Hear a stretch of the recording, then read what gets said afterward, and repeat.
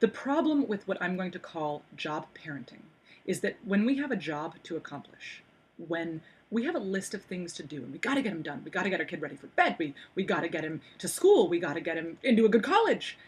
The psychology of accomplishing a job is all about the person doing the accomplishing. The other person is being accomplished upon. In my head, they are either the thing that is helping me accomplish my job or the thing that is not helping me accomplish my job. They are a thing, they're objectified. So, for example, when my baby is rolling over while I'm trying to change his diaper, it's upsetting to me because he is not helping me accomplish my job of changing his diaper.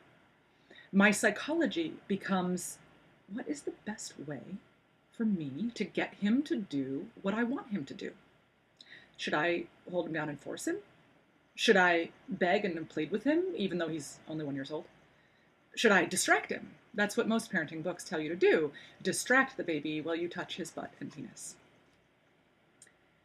The same psychological change happens in other relationships. For example, my boyfriend is not proposing to me, not helping me accomplish my goal of marrying him. My psychology again becomes, what is the best way for me to get him to do what I want him to do? Should I trick him? Get a little pregnant? Should I seduce him? Guilt trip him? Or threaten to break up with him? From a disapproving glance to threats against someone's life, or an approving glance to praise or bribery, coercion is the language of our current relationship psychology.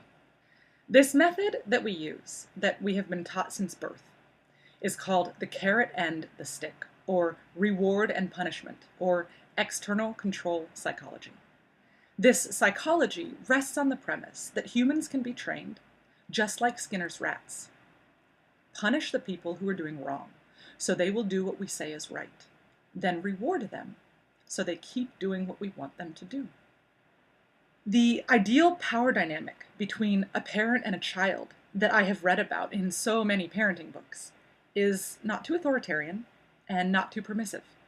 A parent should be like a benevolent dictator, praising good behavior and punishing bad behavior, always with a spirit of benevolence. It's often hard to understand why it doesn't work, because it looks like it does. You can trick, coerce, and manipulate a man into marrying you. You can force children to lose weight, to get good grades, to be good athletes, to go to law school, to be anything. But you can't force them to be happy. You can give them Prozac, but you can't force people to be genuinely happy with their lives. You can't make them live authentic lives. You can't make someone be your genuine friend or propose to you because he wants to.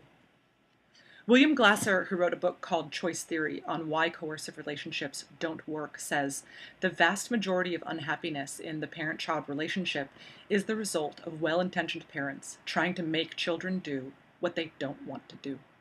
He goes on to say one of what I think is the most important parenting quotes of all time. Few of us parents are prepared to accept that it is our attempt to control that destroys the only thing we have with our children that gives us some control over them, our relationship.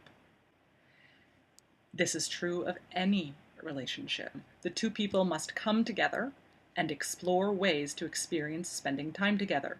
They can cuddle, play chase, change diapers, nurse, eat, sing, dance. They must express how they felt about that time they spent together. There must be a commitment to spend more time together. Otherwise, it's not a relationship, it's just something that happened one time.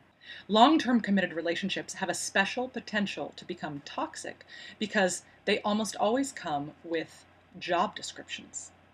We have a cultural idea of what it means to be a good friend, a good wife, a good father.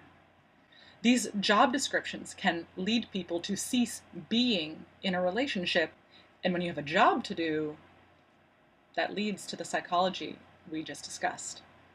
If you follow the good parent script, it is highly likely you will find parenting to be a grueling, exhausting, bank-breaking, guilt-ridden, marriage-killing, 20-year power struggle. I think there is a better way. I propose that we reject the job model of parenting. I propose that we reject all scripts that have been written for us. I propose that we reject external control psychology, and instead we make our one and only parenting goal to have a healthy relationship with our offspring.